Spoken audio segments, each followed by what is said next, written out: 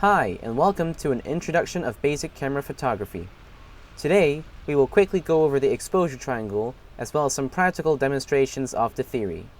The essentials of photography all share a common relationship and can be represented by a triangle. The three main areas you need to focus on for photography is number 1, ISO, or sensitivity of the sensor or film. Number 2, shutter speed. Number 3, aperture or iris. These three items become the exposure triangle. Exposure meaning how bright or dark an image is. Correct exposure would essentially be where an image is not too dark but not too bright. First off, let's cover ISO. ISO or ISO is really just how sensitive the sensor or piece of film is. The higher the number, like ISO 3002, means the sensor or film is more sensitive than something like ISO 400.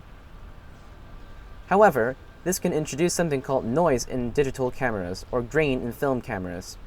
We're not going to cover what causes noise or grain in this video, but it's important to know that you would try to reduce this effect as much as possible by using the lowest ISO possible, while still maintaining proper exposure.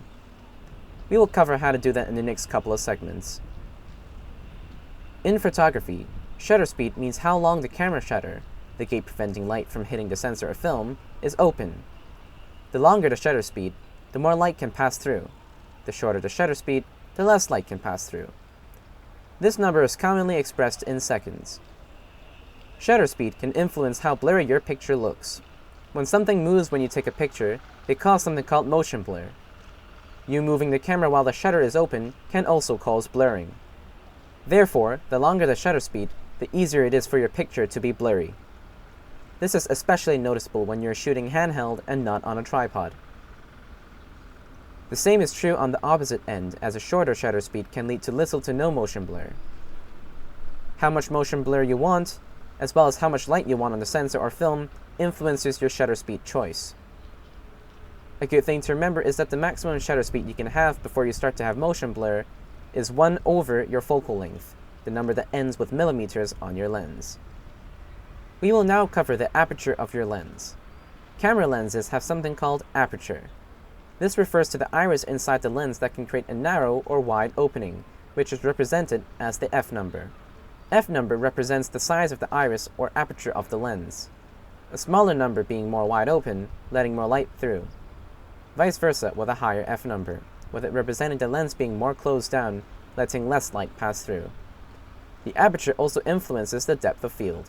The depth of field being shallow or deep means how much your picture is in focus. A lower f number, meaning more light and a larger opening, allows for more shallow depth of field, whereas a higher f number, meaning less light and smaller opening, allows for a deeper depth of field. These three settings of your camera can influence your image in their respective ways. As a recap, number 1, ISO is the sensitivity of the sensor or film. A higher ISO makes the image brighter with the con of introducing more noise or grain. Again, keep it as low as possible. Number 2, shutter speed is how fast the shutter is open for, with it being represented as time in seconds, with less time bringing less light. A slower shutter speed being more prone to motion blur.